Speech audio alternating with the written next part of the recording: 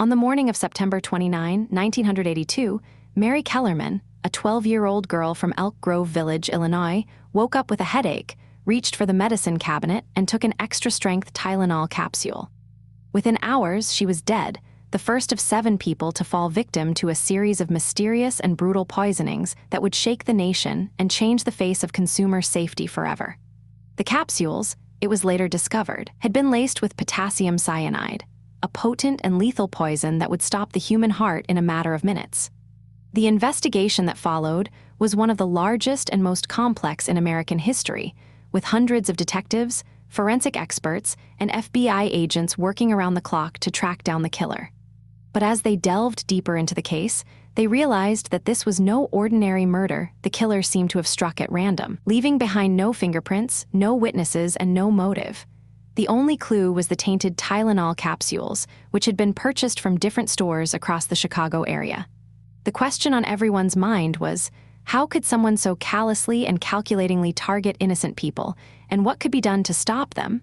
As the death toll rose, panic set in, and the nation was gripped by fear.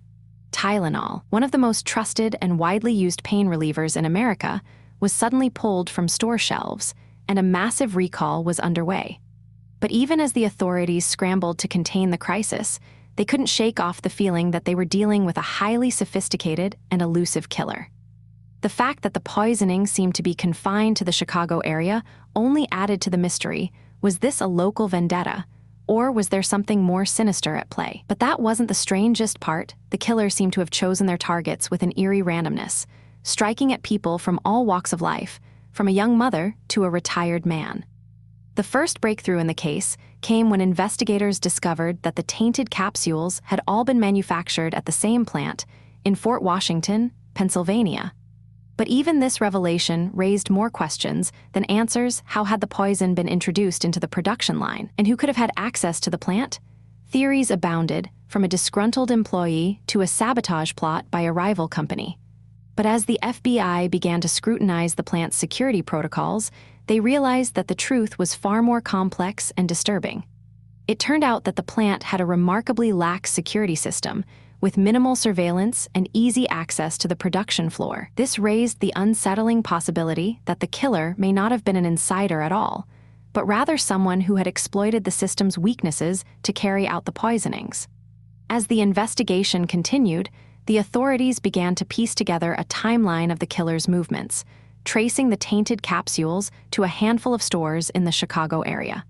But even as they closed in on the source of the poisonings, they couldn't help but feel that they were dealing with a cunning and adaptable adversary. The killer seemed to have anticipated every move, leaving behind a trail of misleading clues and false leads. It was as if they had a deep understanding of the investigative process and were deliberately trying to throw the authorities off their scent. But what could be the motive behind such a twisted and calculating plan? Was this a case of revenge, or was there something more sinister at play? The answer, much like the killer, remained elusive, but one thing was certain: the Tylenol poisonings would go down in history as one of the most baffling and terrifying crimes of the century. The Tylenol poisonings sent shockwaves through the pharmaceutical industry, exposing a glaring lack of regulation and oversight. The fact that a killer could so easily tamper with a widely used medication raised fundamental questions about the safety of the entire food and drug supply chain. As the authorities struggled to contain the fallout, the public was left to wonder, could this happen again? The answer, unfortunately, was yes. The Tylenol poisonings were a wake-up call, a stark reminder of the vulnerabilities that existed in the system. But even as the nation mourned the victims and demanded justice, the killer remained at large, their identity and motives still a mystery. The case would go on to become one of the most infamous unsolved murders in American history, a haunting reminder of the darkness that lurked in the shadows of everyday life. But that wasn't the end of the story. The Tylenol poisonings would also spark a revolution in consumer safety, driving changes that would save countless lives in the years to come. The investigation into the Tylenol poisonings was one of the largest and most complex in American history, with over 100 detectives working around the clock to track down the killer. As they delved deeper into the case, they discovered that the tainted capsules had been manufactured by Johnson & Johnson at their facility in Fort Washington, Pennsylvania, but the poisonings had occurred in the Chicago area, over 700 miles away. This raised a crucial question. How had the poison capsules made it onto store shelves, and who was responsible for the sabotage? Theories abounded, from a disgruntled employee to a random act of terrorism, but as the detectives dug deeper, they found a surprising lack of evidence pointing to any one individual or group. But that wasn't the strangest part. As the investigation continued, it became clear that the poisonings were not just a random act of violence, but a calculated and sophisticated attack on a major corporation. The killer had used potassium cyanide, a highly toxic and almost undetectable poison, and had carefully inserted it into the Tylenol capsules in such a way that it would not be discovered until it was too late. This level of planning and expertise raised the stakes significantly, suggesting that the killer may have had a personal vendetta against Johnson & Johnson, or perhaps even a larger agenda. The detectives were faced with a daunting task: to unravel the complex web of clues and motives that surrounded the Tylenol poisonings, and to track down a killer who seemed to always be one step ahead. As the investigation continued to escalate, the detectives began to focus on the possibility of a disgruntled employee or a former worker with a grudge against Johnson & Johnson. They interviewed hundreds of people, from factory workers to executives, but every lead seemed to end in a dead end. The company itself was cooperative, but the sheer size and complexity of the organization made it difficult to pinpoint any one individual who may have had the motive and opportunity to carry out the sabotage. Meanwhile, the public was growing increasingly anxious, as the realization sank in that the poisonings could have happened to anyone, anywhere. The Tylenol brand, once synonymous with safety and reliability, was now tainted by the specter of death and deception. The FDA, under intense pressure to respond to the crisis, launched its own investigation into the poisonings, working closely with the Chicago police and Johnson & Johnson. They quickly discovered that the tainted capsules had been produced on different production lines, and at different times, suggesting that the sabotage may have occurred at multiple points in the manufacturing process. This raised the disturbing possibility that the killer may not have been a lone individual, but rather a group of people working together to carry out the attack. As the FDA dug deeper, they found that Johnson & Johnson had been experiencing a series of strange occurrences in the months leading up to the poisonings, from equipment malfunctions to mysterious phone calls. It was as if the killer had been stalking the company, waiting for the perfect moment to strike. But what was the killer's ultimate goal? Was it to extort money from Johnson & Johnson, or to wreak havoc on the company's reputation? Or was it something even more sinister, a twisted desire to inflict pain and suffering on innocent people? The detectives were faced with a daunting task: to get inside the mind of the killer and to understand the twisted motivations that drove them to commit such a heinous crime. As they delved deeper into the case, they began to uncover a complex web of clues and contradictions, each one leading them further down the rabbit hole of uncertainty. The Tylenol poisonings were no longer just a crime story, but a puzzle that seemed to grow more complex and baffling with each passing day. As the investigation continued to unfold, the detectives discovered that the killer had left behind a series of cryptic messages and clues, each one designed to taunt and mislead. There were the strange phone calls, the anonymous letters, and the bizarre messages scrawled on bathroom walls. It was as if the killer was playing a twisted game of cat and mouse, always staying one step ahead of the detectives. But the detectives were determined to crack the code, to unravel the tangled threads of evidence and uncover the truth behind the Tylenol poisonings. They worked tirelessly, following every lead, every tip, and every hint, no matter how small or insignificant it may have seemed. The pressure was mounting, as the public grew increasingly impatient for answers. The media was filled with speculation and rumors, each one fueling the flames of fear and anxiety. The Tylenol brand was on the brink of collapse, as sales plummeted and the company's reputation was torn to shreds. But Johnson & Johnson refused to give up, launching a massive recall of all Tylenol products and embarking on a crusade to restore public trust. It was a bold move, but one that would ultimately pay off, as the company worked tirelessly to redeem itself and rebuild its reputation. But the question still lingered: who was behind the poisonings, and what was their ultimate goal? The detectives were getting closer, but the killer was still one step ahead. They had discovered a crucial piece of evidence, a tiny fragment of paper that had been found near one of the victims. It was a small clue, but one that could potentially crack the case wide open. The fragment appeared to be from a manual typewriter, and the detectives were convinced that it was a message from the killer. But what did it mean, and where would it lead? The detectives were about to embark on a wild goose chase, following a trail of clues that would take them from the streets of Chicago to the suburbs of Philadelphia. It was a journey that would be filled with twists and turns, each one leading them closer to the truth, but also deeper into the heart of darkness.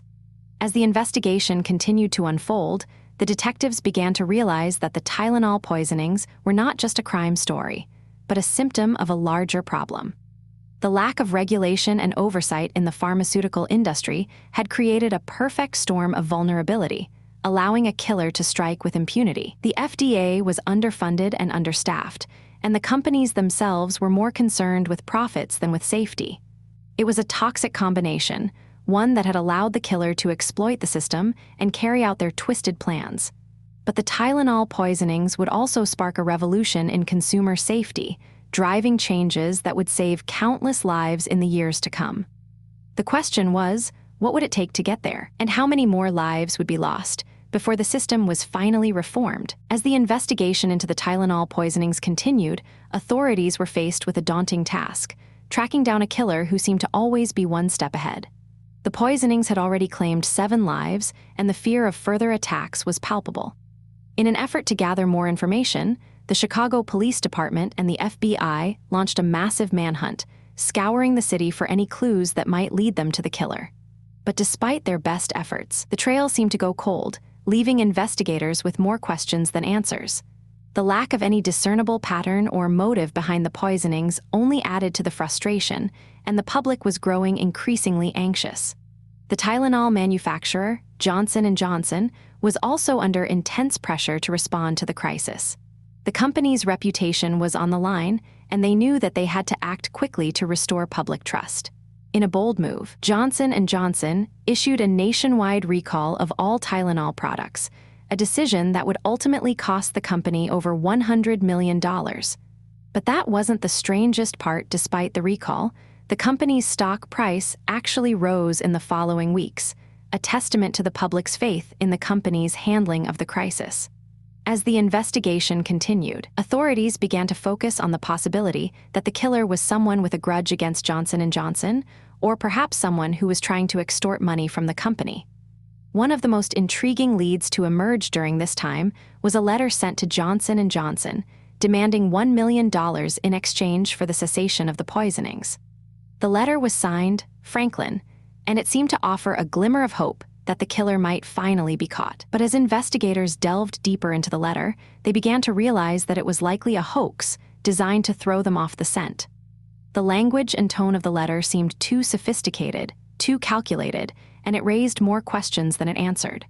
Was this really the work of the killer, or was it someone else entirely, trying to capitalize on the chaos? The more investigators learned, the more they realized that nothing about this case was as it seemed. As the days turned into weeks, the Tylenol poisonings continued to dominate the headlines, and the public's fascination with the case only grew. The media was filled with stories of the victims, their families, and the investigators working tirelessly to catch the killer. But amidst all the coverage, one crucial aspect of the case was often overlooked: the role of the FDA. The Food and Drug Administration was responsible for regulating the safety of consumer products, including over-the-counter medications like Tylenol. But as the investigation revealed, the FDA had been woefully unprepared for a crisis of this magnitude, and their response had been slow and inadequate. The agency's lack of oversight and regulation had allowed the killer to exploit the system, and it raised serious questions about the effectiveness of the FDA's safety protocols. The FDA's shortcomings were further highlighted by the fact that the Tylenol poisonings were not an isolated incident. In the years leading up to the crisis, there had been several other cases of product tampering, including a notable incident involving Excedrin capsules. But the FDA had failed to take decisive action, and the regulations in place at the time were woefully inadequate. The Tylenol poisonings had simply exposed the flaws in the system, and it was now up to the FDA to reform and improve.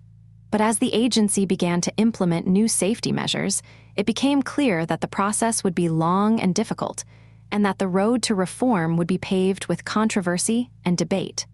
The question on everyone's mind was, what would it take to ensure that a tragedy like the Tylenol poisonings never happened again? As the investigation continued to unfold, authorities began to explore new leads and new theories. One of the most promising areas of inquiry was the possibility that the killer was someone with a background in chemistry or pharmaceuticals. The sophistication of the poisonings, the use of potassium cyanide, suggested that the killer may have had some level of expertise. But as investigators dug deeper, they realized that this theory was not without its contradictions. The killer's methods, while clever, were also surprisingly crude, and it seemed unlikely that someone with a scientific background would be so reckless. The more investigators learned, the more they realized that the killer's true identity and motivations may have been far more complex than they initially thought.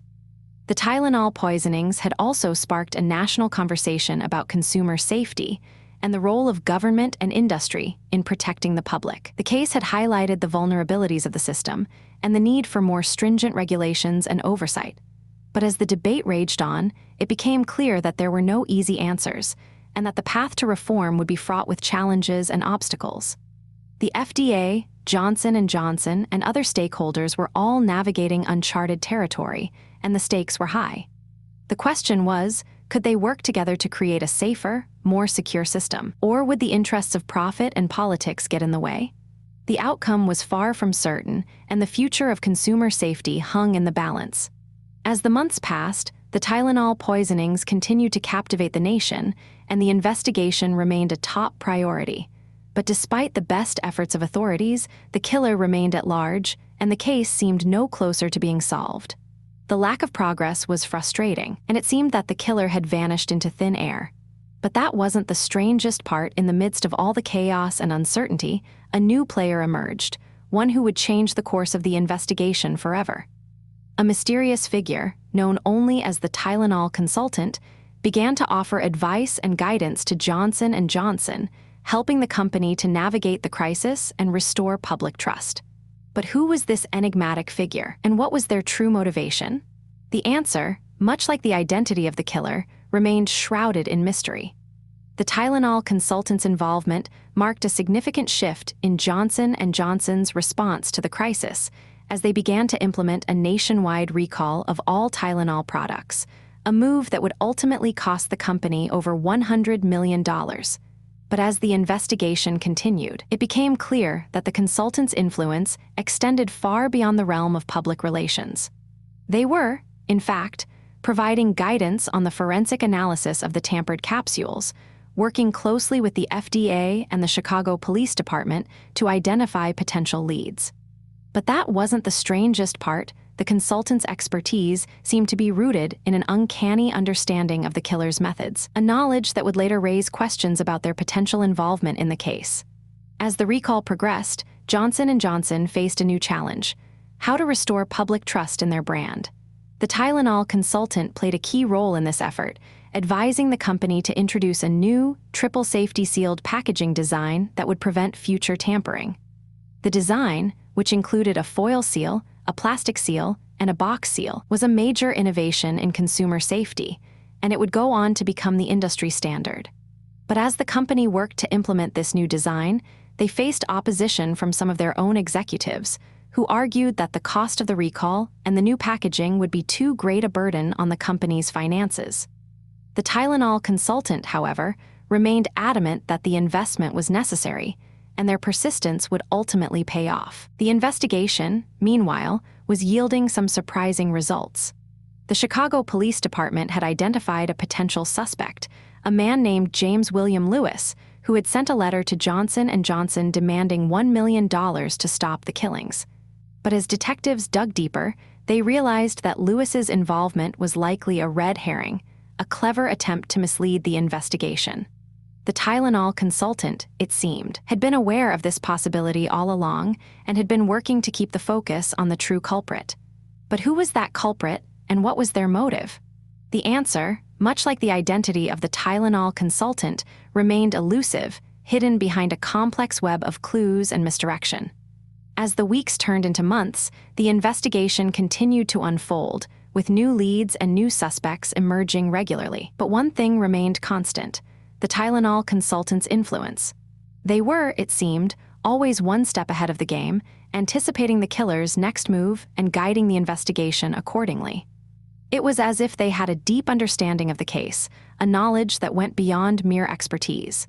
And then, in a shocking revelation, it was discovered that the Tylenol consultant had been working closely with a former CIA agent who had been brought in to provide additional guidance on the case. This was the midpoint in the investigation, the moment when it became clear that the Tylenol poisonings were more than just a random act of violence. They were a complex, calculated crime with far-reaching implications. The involvement of the CIA agent added a new layer of complexity to the case, raising questions about the potential for government involvement or even a larger conspiracy. But as the investigation continued, it became clear that the agent's role was limited to providing expertise on forensic analysis and behavioral science. The Tylenol consultant, on the other hand, remained an enigma, their true identity and motives still unknown. But one thing was certain: they had played a crucial role in shaping the investigation, and their influence would be felt for years to come. The question was, what had driven them to become involved in the case, and what did they hope to achieve? The answer, like so much else in this complex and intriguing case, remained shrouded in mystery.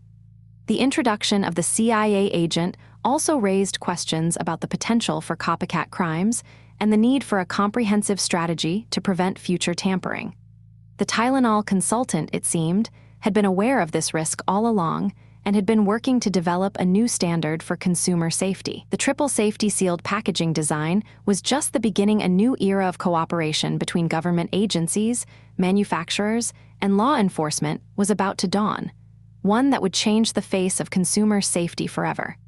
But as this new era emerged, the investigation into the Tylenol poisonings continued, with detectives working tirelessly to uncover the truth behind the killings. And at the heart of it all, the Tylenol consultant remained, a mysterious figure with a deep understanding of the case and a hidden agenda that would only become clear in time. As the months turned into years, the investigation continued to yield new leads and new suspects, each one raising more questions than answers. The Tylenol consultant, meanwhile, remained a constant presence, guiding the investigation and shaping the response to the crisis. But as the years passed, their influence began to wane, and the focus shifted to the development of new safety protocols and regulations. The Tylenol poisonings had changed the face of consumer safety, but they had also raised a new set of questions about the role of government and industry in protecting the public. And at the heart of it all, the mystery of the Tylenol consultant remained, a reminder that even in the most complex and intriguing cases, the truth can be elusive, and the most unexpected twists can still surprise us. The legacy of the Tylenol poisonings can still be seen today in the safety protocols and regulations that govern the pharmaceutical industry. The triple safety sealed packaging design, developed in response to the crisis, has become the standard for the industry and has saved countless lives. But the case also raises important questions about the role of government and industry in protecting the public and the need for greater transparency and accountability. The Tylenol consultant, whoever they were, played a crucial role in shaping the response to the crisis, but their true identity and motives remain a mystery. And as we look back on the case, we are reminded that even in the most complex and intriguing investigations, the truth can be elusive, and the most unexpected twists can still surprise us. But that wasn't the end of the story. The investigation into the Tylenol poisonings was far from over, and the next twist would be one that would change everything. As investigators delved deeper into the case, they began to scrutinize the tampering incidents more closely, searching for any patterns or clues that might lead them to the perpetrator. One of the most intriguing aspects of the case was the fact that the poisoned Tylenol capsules had been manufactured at different Johnson & Johnson facilities and had been packaged and shipped to various locations across the Chicago area. This raised questions about how the tampering had occurred and whether it was the work of a single individual or a group of people. But that wasn't the strangest part. The FBI's analysis of the poisoned capsules revealed that the potassium cyanide used in the tampering was of a highly pure grade, not typically available to the general public. This discovery sparked a new line of inquiry, as investigators began to explore the possibility that the perpetrator may have had access to a laboratory or other specialized facility where they could obtain such a high-grade toxin. However, this theory was complicated by the fact that the tampering appeared to be relatively crude, with the poison capsules simply being placed on store shelves alongside the legitimate products. It seemed unlikely that someone with access to a sophisticated laboratory would resort to such a primitive method of tampering. Nevertheless, the FBI pursued this lead, interviewing numerous individuals who worked in laboratories or had access to similar facilities, but none of these leads seemed to pan out. The investigation was becoming increasingly complex, with each new discovery raising more questions than answers. One of the most significant challenges facing investigators was the lack of physical evidence at the crime scenes. Since the tampering had occurred at various locations, including grocery stores and pharmacies, there were no clear-cut crime scenes to process, and few witnesses who could provide detailed descriptions of the perpetrator. However, the FBI did manage to recover several of the poison capsules, which were subjected to extensive analysis in an effort to identify any potential clues. But even this analysis yielded more questions than answers, as the capsules themselves seemed to be free of any distinctive markings or residues that might have linked them to a particular individual or location. It was as if the perpetrator had deliberately attempted to leave no trail, making it even more difficult for investigators to track them down. As the investigation continued to unfold, it became clear that the Tylenol poisonings were not an isolated incident, but rather part of a larger pattern of product tampering that was occurring across the United States. In the months leading up to the Tylenol incident, there had been several other reported cases of tampering with consumer products, including food and beverages, and even children's toys. While these incidents were not necessarily linked to the Tylenol case, they did suggest that there was a growing trend of malicious tampering that posed a significant threat to public safety. This realization raised the stakes for investigators, who were not only tasked with solving the Tylenol case, but also with identifying and preventing future incidents of product tampering. But that wasn't the most alarming part. The fact that the Tylenol poisonings had been carried out with such precision and lack of warning suggested that the perpetrator may have been planning even more devastating attacks. The FBI's investigation into the Tylenol poisonings was further complicated by the fact that the agency was still in the process of developing its expertise in the area of product tampering. At the time, the FBI had limited experience with cases of this type, and there were few established protocols or procedures for investigating such incidents. As a result, the agency was forced to improvise, drawing on the expertise of various specialists and consultants in an effort to stay one step ahead of the perpetrator. However, this lack of experience also meant that the FBI was vulnerable to mistakes and missteps, which could have serious consequences in a case where the stakes were so high. The investigation was becoming increasingly high pressure, with each passing day bringing new challenges and new uncertainties. Despite these challenges, the FBI remained committed to solving the Tylenol case, and investigators continued to follow up on every lead, no matter how small or insignificant it might seem. One of the most promising leads emerged when a former mental patient named James William Lewis sent a letter to Johnson & Johnson, demanding a ransom in exchange for information about the identity of the perpetrator. While Lewis's claims were initially met with skepticism, he did seem to have some knowledge of the case, and investigators were forced to take his demands seriously. But that wasn't the most surprising part. Lewis's letter also contained a number of cryptic references to other incidents of product tampering, suggesting that he may have had knowledge of a larger conspiracy.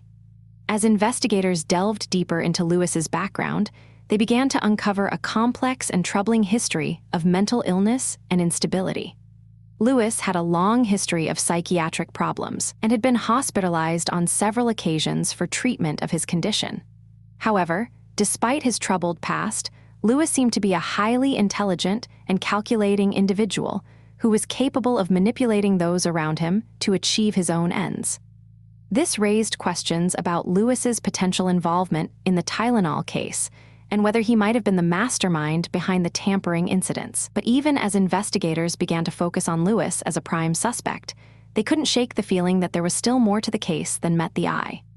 The investigation into the Tylenol poisonings was about to take another dramatic turn, as investigators discovered that Lewis's demands for a ransom were not just a simple case of extortion. Instead, they seemed to be part of a larger game, in which Lewis was using the Tylenol case to further his own twisted agenda. As the stakes continued to escalate, it became clear that the Tylenol poisonings were just the tip of the iceberg, and that the true extent of the conspiracy was still waiting to be uncovered. But that wasn't the most shocking part. The fact that Lewis's letter had been sent from New York City, over 800 miles away from the scene of the crime, suggested that the perpetrator may have been using the media to manipulate public opinion and distract from their true intentions. The case was becoming increasingly complex, with each new revelation raising more questions about the motives and identities of those involved. As investigators delved deeper into the case, they discovered that Lewis's letter was not the only communication from the perpetrator. A series of phone calls had been made to Johnson & Johnson, the manufacturer of Tylenol, with the caller claiming to be the person responsible for the poisonings. The calls were brief and cryptic, but they seemed to be an attempt to negotiate with the company, demanding that they halt production of Tylenol and withdraw all existing products from store shelves. But that wasn't the strangest part. The caller seemed to be well informed about the inner workings of the company and even referenced specific batch numbers and production dates, suggesting that the perpetrator may have had some level of insider knowledge. The FBI was brought in to investigate the phone calls, and they quickly discovered that the calls were being made from a payphone in the Chicago area. This revelation raised more questions than it answered, as it seemed to contradict the earlier theory that the perpetrator was based in New York City, where Lewis's letter had been sent from. It was possible that the perpetrator was trying to throw investigators off their trail by using different locations and methods of communication. But what was the ultimate goal of these communications? Was it simply to taunt the authorities, or was there something more sinister at play? The fact that the perpetrator seemed to be so well informed about Johnson & Johnson's operations suggested that there may have been more to the case than met the eye. As the investigation continued, it became clear that the Tylenol poisonings were not an isolated incident. There had been several other cases of product tampering reported in the Chicago area in the months leading up to the Tylenol poisonings, including a case where a woman had found a razor blade in a can of soup. While these incidents were not directly linked to the Tylenol poisonings, they suggested that there may have been a larger pattern of malicious activity at play. But what was the connection between these incidents, and how did they relate to the Tylenol poisonings? The FBI was determined to find out, and they launched a widespread investigation into the incidents, scouring the Chicago area for any clues that might lead them to the perpetrator. One of the most significant breaks in the case came when investigators discovered a cryptic message that had been sent to a local newspaper in the Chicago area. The message, which was signed with the same initials as Lewis's letter, claimed that the perpetrator had been motivated by a desire to expose the dangers of over-the-counter medications. But the message also contained a series of bizarre and seemingly unrelated references, including a quote from a 19th-century novel and a mention of a specific type of flower. It was as if the perpetrator was trying to convey a hidden message, but what did it all mean? The FBI was stumped, and they called in a team of experts to help decipher the code. The experts were able to crack the code, and what they found was shocking. The message was not just a random collection of words and phrases, it was actually a cleverly disguised reference to a specific book, one that dealt with themes of poison and revenge. But that wasn't the most surprising part. The book had been written by a former employee of Johnson & Johnson, and it contained a number of eerie parallels to the Tylenol poisonings. It was as if the perpetrator had been inspired by the book and had used it as a kind of twisted blueprint for their crimes. But what did this mean for the investigation, and how did it change the FBI's understanding of the case? As the FBI dug deeper into the book and its author, they began to uncover a complex web of connections and motivations. The author, it turned out, had a grudge against Johnson & Johnson and had been seeking revenge against the company for years. But the author was not the only one with a motive. There were several other individuals who had been wronged by the company and who may have seen the Tylenol poisonings as a way to exact revenge. The case was becoming increasingly complicated, with multiple suspects and motives emerging. But the FBI was determined to get to the bottom of it, and they pressed on with their investigation, following every lead and exploring every possibility. The investigation was taking a toll on the FBI agents working on the case. They had been working around the clock for months, following every lead and exploring every possibility. But despite their best efforts, they still had not caught the perpetrator, and the case was starting to feel like a never-ending nightmare. The agents were exhausted and frustrated, and they were beginning to doubt their own abilities. But they refused to give up, and they continued to push forward, driven by their determination to solve the case and bring the perpetrator to justice. And then, just when it seemed like the case was going cold, they got a break, a small piece of evidence that would change everything and lead them down a path they never could have anticipated. The evidence was a tiny fragment of paper, found in a trash can in the Chicago area. It was a small piece of a letter, torn into pieces and discarded, but it contained a crucial clue, a mention of a specific location, one that the perpetrator had apparently visited in the days leading up to the Tylenol poisonings. The FBI was able to track down the location, and what they found was shocking: a small, unassuming house on the outskirts of Chicago, where the perpetrator had apparently been living in secret. But the house was empty, and the perpetrator was nowhere to be found. The FBI had missed them by just a few hours, and they were left with more questions than answers. Who was the perpetrator, and how had they managed to evade capture for so long? And what did the future hold for the Tylenol poisonings case? Would the perpetrator ever be caught, or would they remain at large, a ghostly figure haunting the shadows of American consumer culture? As the investigation continued, authorities began to scrutinize the manufacturing process of Tylenol, searching for any potential vulnerabilities that could have been exploited by the perpetrator. It was discovered that the capsules had been tampered with after they left the factory, likely at a distribution center or retail store. This revelation raised more questions about the scope of the contamination and whether it was an isolated incident or a coordinated effort. But that wasn't the strangest part: the fact that the perpetrator had managed to acquire a significant amount of potassium cyanide, a highly toxic and tightly regulated substance, without arousing suspicion. The FBI launched a thorough examination of the chemical's distribution network, tracing the supply chain to identify any potential leads. They discovered that potassium cyanide was widely available in various industries, including photography, electroplating, and even some medical applications. However, the quantities required to contaminate the Tylenol capsules would have necessitated a significant and suspicious purchase, which should have raised red flags. Yet, no such transactions were reported, leading investigators to suspect that the perpetrator might have obtained the cyanide through illicit means or by exploiting a loophole in the regulatory system. This complication added a new layer of complexity to the case, as authorities struggled to reconcile the seemingly impossible task of acquiring such a large quantity of the toxin without detection. As the investigation delved deeper, it became clear that the Tylenol poisonings had far-reaching implications for consumer safety and the pharmaceutical industry as a whole. The case led to a fundamental shift in the way medications were packaged and secured, with many manufacturers adopting tamper-evident and tamper-resistant packaging. This, in turn, sparked a heated debate about the balance between consumer safety and the potential for overregulation, which could stifle innovation and drive up costs. But amidst these discussions, a nagging question persisted: what motivated the perpetrator to commit such a heinous crime, and was it a singular act of malice or part of a larger, more sinister plot? The lack of a clear motive or any discernible connection between the victims and the perpetrator continued to confound investigators. Theories ranged from a disgruntled employee or a former convict seeking revenge against society, to a deranged individual with a twisted fascination with poison. However, none of these theories could be substantiated, and the case remained a frustrating enigma.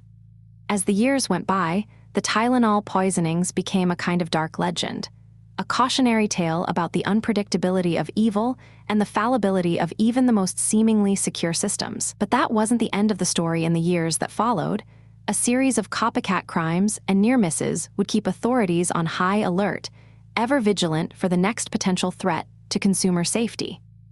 One such incident occurred in 1986, when a woman in New York claimed to have found a cyanide-laced pain reliever, sparking a nationwide panic and a frantic search for any potential links to the original Tylenol case. Although the incident was ultimately deemed a hoax, it highlighted the enduring impact of the Tylenol poisonings on the public psyche and the lasting sense of unease that lingered long after the initial crisis had passed.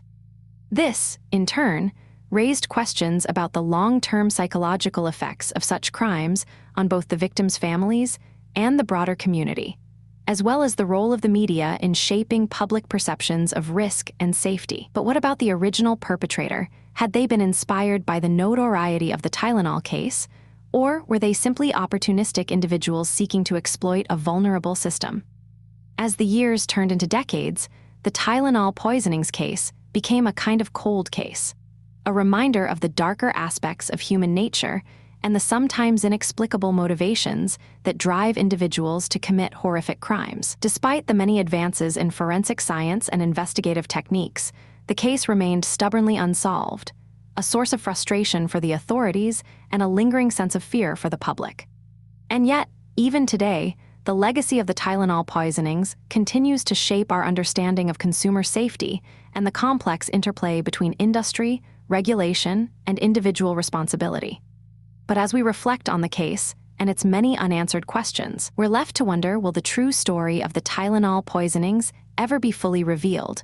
Or will the perpetrator's identity and motives remain forever shrouded in mystery? A haunting enigma that continues to haunt the shadows of American consumer culture, waiting to be uncovered by some future investigator who will finally crack the code and reveal the shocking truth that has been hidden for so long. As the investigation into the Tylenol poisonings continued, authorities began to focus on the unique characteristics of the tampered capsules, searching for any clues that might lead them to the perpetrator.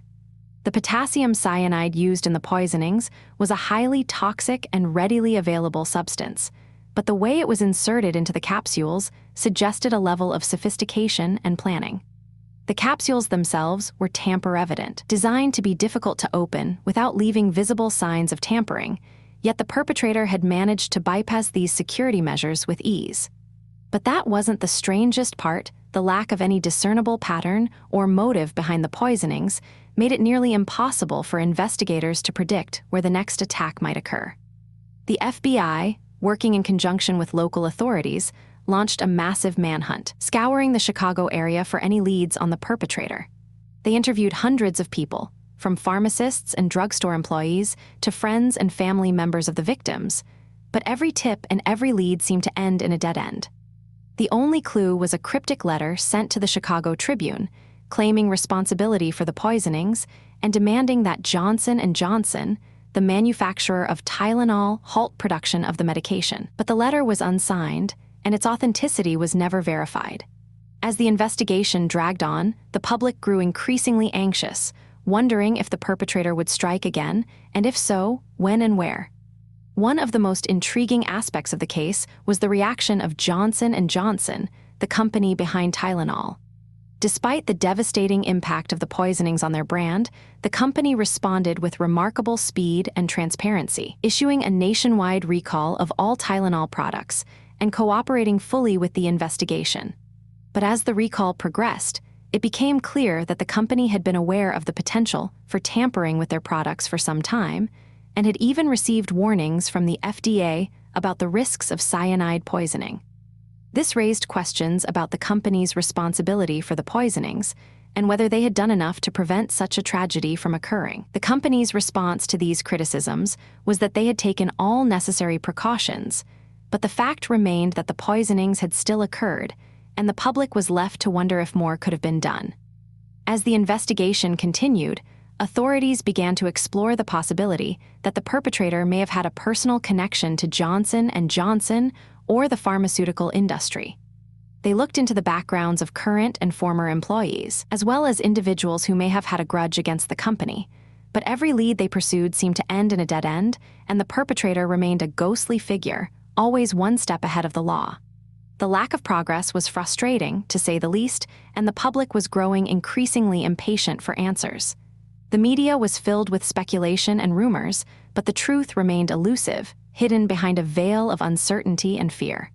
But then, a strange twist emerged. A former employee of Johnson & Johnson came forward, claiming that he had been fired from the company after raising concerns about the safety of Tylenol capsules.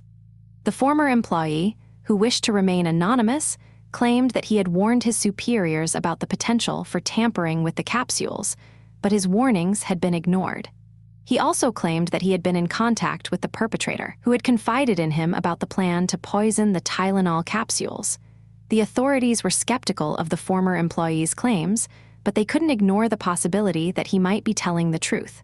They launched a thorough investigation into his background and his connection to the company, but the more they dug, the more complicated the story became. It turned out that the former employee had a history of mental health issues, and his credibility was called into question.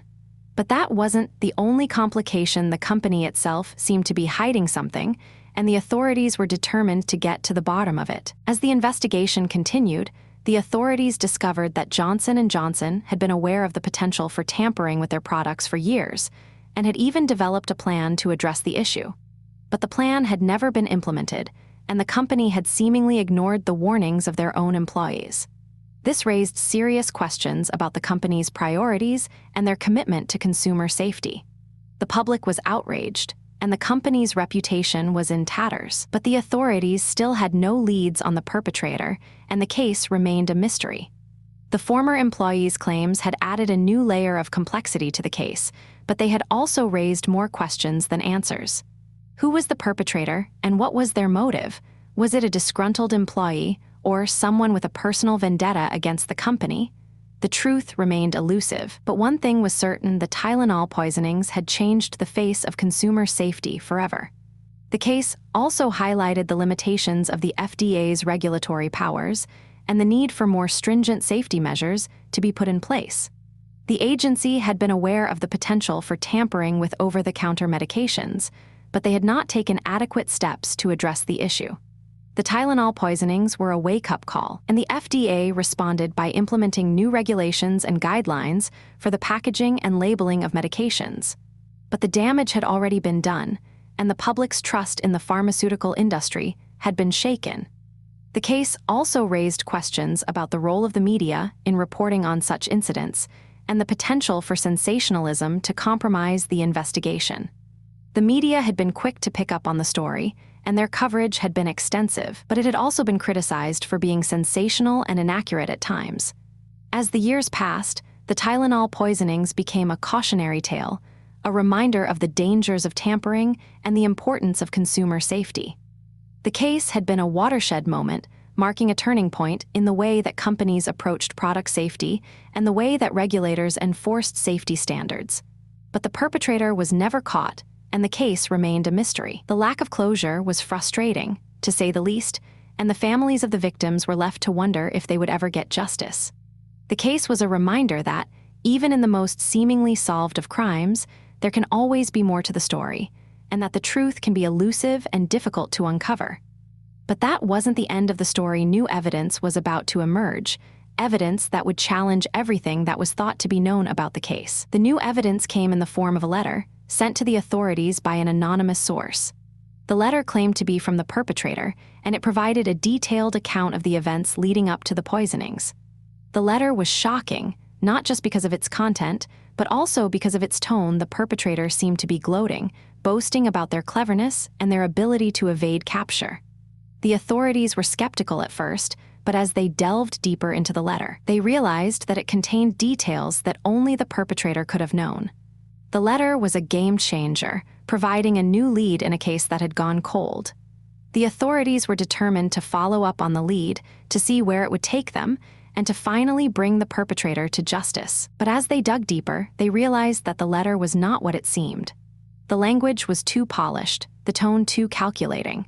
It was as if the perpetrator was trying to send a message, to convey a sense of intelligence and sophistication. The authorities were torn. On the one hand, they wanted to believe that the letter was genuine, that it was a breakthrough in the case. On the other hand, they couldn't shake the feeling that it was a hoax, a clever ruse designed to throw them off the scent. The investigation was at a crossroads, and the authorities had to make a decision to pursue the lead or to dismiss it as a fake. The stakes were high, and the consequences of failure were dire. But that wasn't the only challenge they faced. The case was about to take another surprising turn, one that would challenge everything they thought they knew about the Tylenol poisonings. The turn came in the form of a surprise revelation. The perpetrator, it seemed, may not have acted alone. The authorities had discovered evidence of a possible accomplice, someone who had helped the perpetrator to plan and execute the poisonings. The revelation was shocking, not just because of its implications, but also because of its timing. It had come after years of investigation, years of dead ends and false leads. The authorities were stunned, and they didn't know what to make of the new information. They had thought they were closing in on the perpetrator, but now it seemed that they were back to square one. The case was more complex than they had ever imagined, and the truth was still out there, waiting to be uncovered. But the authorities were determined to get to the bottom of it, to follow every lead, no matter how small, and to bring the perpetrators to justice. The investigation was entering a new phase, one that would require patience, persistence, and determination. The authorities would have to sift through the evidence, to separate fact from fiction, and to build a case that would stand up in court. It wouldn't be easy, but they were driven by a sense of justice, a sense of responsibility to the victims and their families. The Tylenol poisonings had been a tragedy, a senseless act of violence that had shaken the nation. But the authorities were determined to ensure that justice would be served, that the perpetrators would be held accountable for their crimes. The case was a reminder that, even in the darkest of times, there is always hope, always a chance for justice to prevail. And the authorities were determined to make sure that justice would be served, no matter what it took. As the investigation unfolded, detectives began to scrutinize the suspect list, poring over every detail, every alibi, and every potential motive. But what they found was a complex web of inconsistencies and contradictions. One of the key suspects, a man named James William Lewis, had sent a letter to Johnson & Johnson, the manufacturer of Tylenol, demanding $1 million to stop the killings. However, the authenticity of this letter and Lewis's true involvement remained unclear, leaving authorities to wonder if this was a clever ruse to throw them off the scent. The more they dug, the more they realized that the case was not just about the poisonings, but about the broader implications for consumer safety. The Tylenol tamperings had exposed a glaring vulnerability in the packaging of over-the-counter medications, putting millions of Americans at risk. But that wasn't the strangest part. As investigators delved deeper, they discovered that similar incidents had occurred before, albeit on a smaller scale, and had been largely ignored by the industry. This raised disturbing questions about the adequacy of regulatory oversight and the willingness of corporations to prioritize profits over safety. One of the most significant challenges facing the investigators was the lack of physical evidence. The poisonings had been carried out with precision, leaving behind few clues. But then, a breakthrough came when a forensic expert noticed a tiny inconsistency in the packaging of one of the tainted bottles. It was a small detail, but one that could potentially crack the case wide open. The expert's findings sparked a flurry of activity as detectives scrambled to re-examine every aspect of the evidence, searching for any other inconsistencies that might have been missed. As the authorities continued to follow leads and gather evidence, they began to piece together a timeline of the events surrounding the poisonings. But the more they learned, the more they realized that nothing was as straightforward as it seemed. The victims, for example, came from different walks of life, with no apparent connection to one another. This lack of a clear motive or pattern made it difficult for investigators to narrow down the list of suspects. But then, a cryptic message was discovered, hinting at a possible connection between the poisonings and a larger scheme. The message was vague, but it was enough to send a chill down the spines of the investigators, who couldn't shake the feeling that they were dealing with something much bigger than they had initially thought. The investigation was further complicated by the fact that the poisonings had sparked a nationwide panic, with many consumers rushing to return their Tylenol capsules and demanding refunds. The resulting media frenzy put immense pressure on the authorities to solve the case quickly, but this also created an environment in which rumors and misinformation could spread like wildfire. In the midst of this chaos, the detectives had to remain focused, separating fact from fiction and following every lead, no matter how small.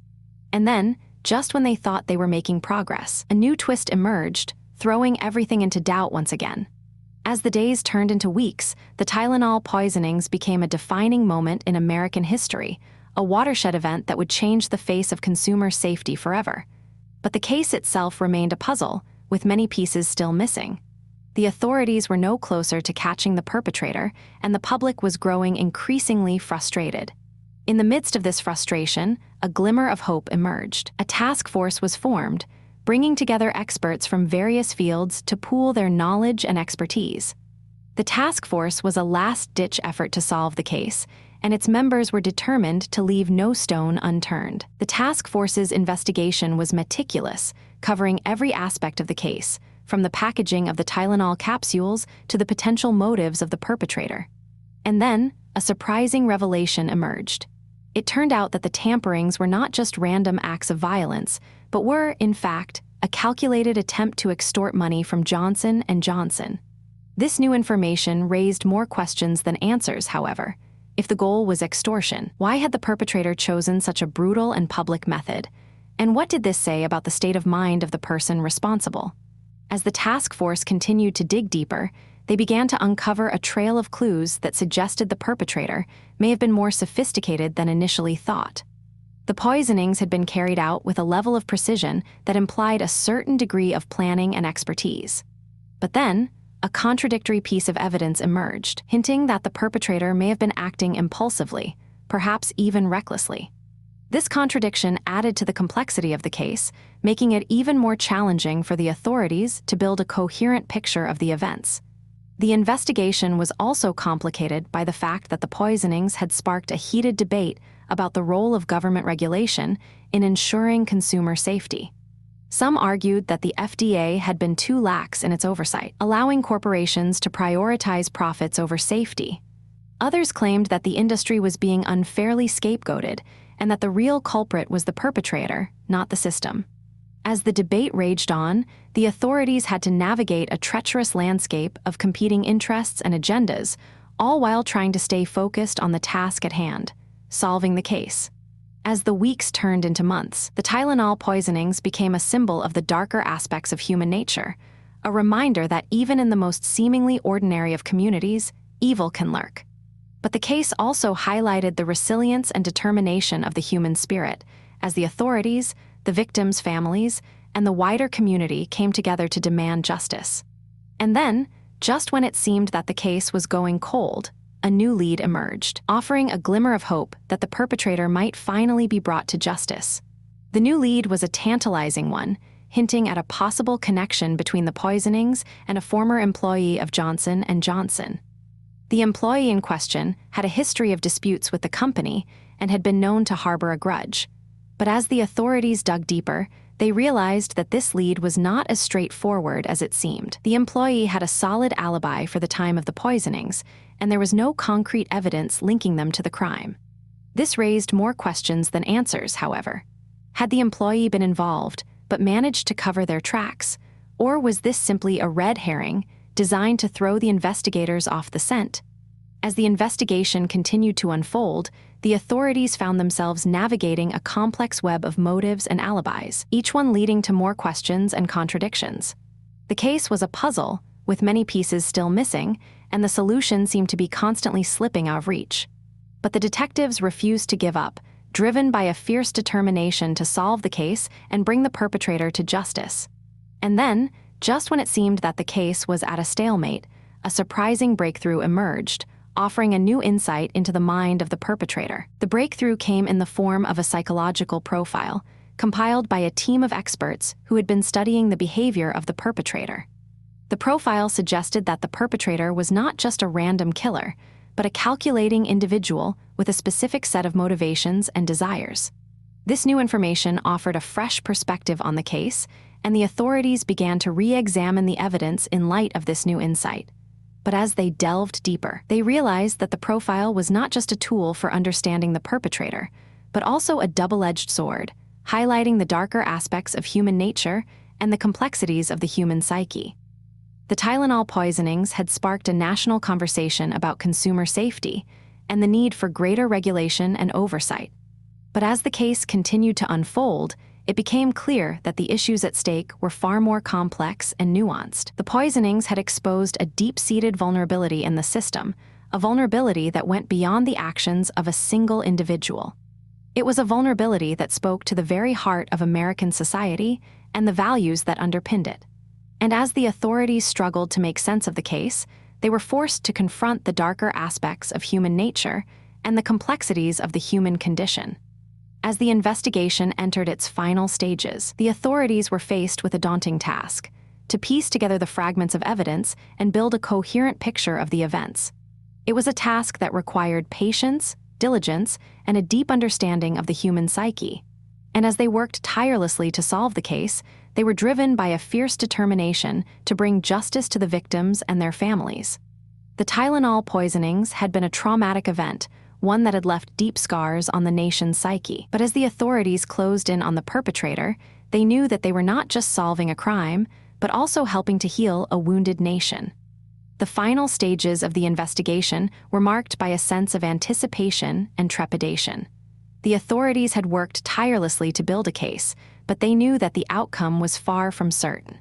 The perpetrator had proven to be cunning and elusive, always staying one step ahead of the law. But the detectives were determined to bring them to justice, no matter what it took.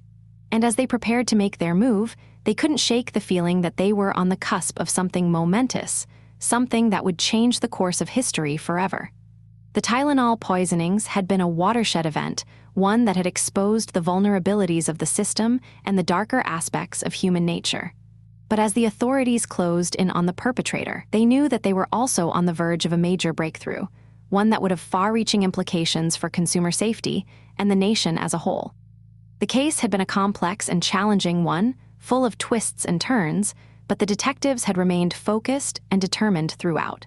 And as they prepared to bring the perpetrator to justice, they knew that they had truly earned their place in history, as the heroes who had solved one of the most infamous crimes of the century. As the investigators delved deeper into the case, they began to uncover a trail of cryptic clues and puzzling inconsistencies.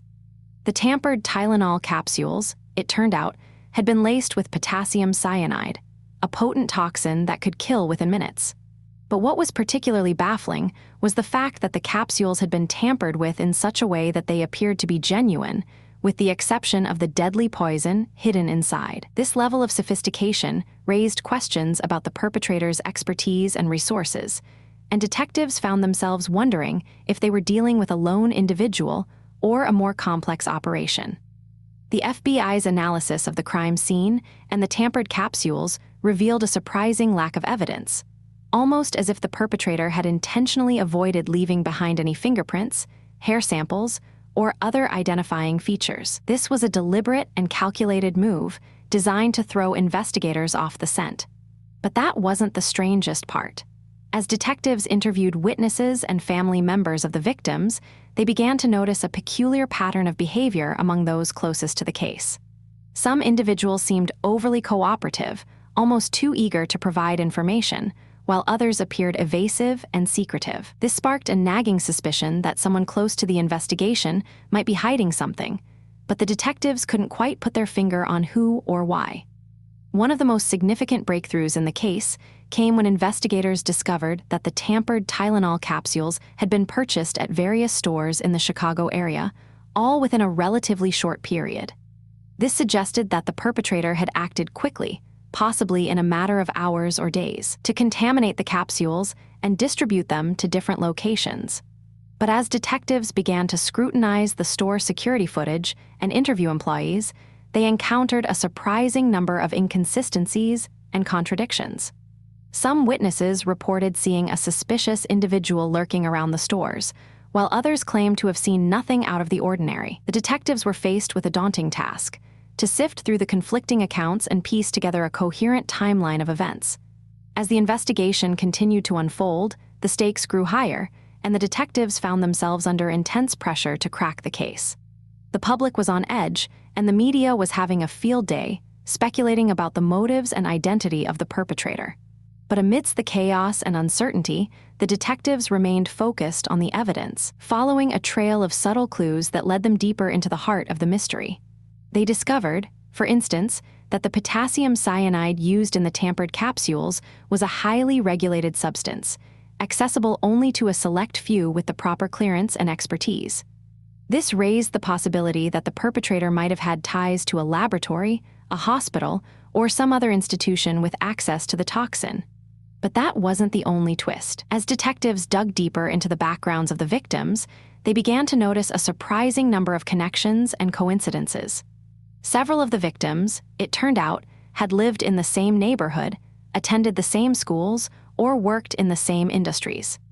This sparked a theory that the perpetrator might have been targeting specific individuals or groups, rather than simply randomly selecting victims. The detectives were now faced with a complex web of relationships and motivations, and they had to carefully untangle the threads to uncover the truth.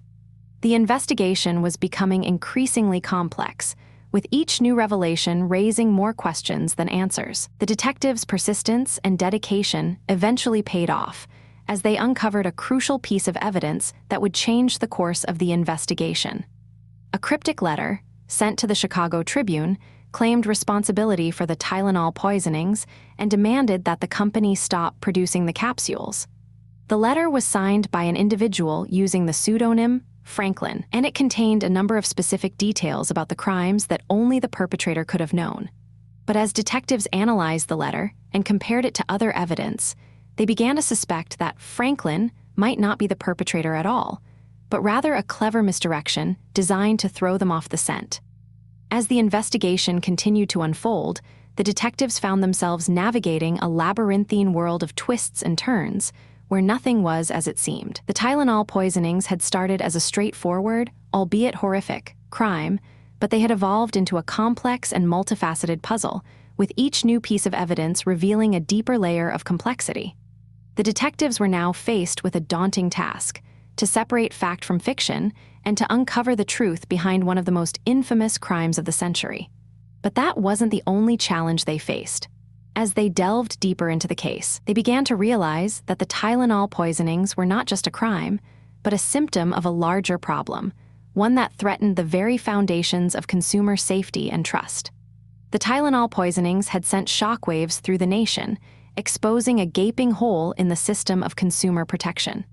The fact that a perpetrator could so easily tamper with a widely used product and then distribute it to unsuspecting victims raised fundamental questions about the safety and security of the food and drug supply. The detectives' investigation had uncovered a disturbing lack of oversight and regulation, and a culture of complacency that had allowed the perpetrator to operate with impunity.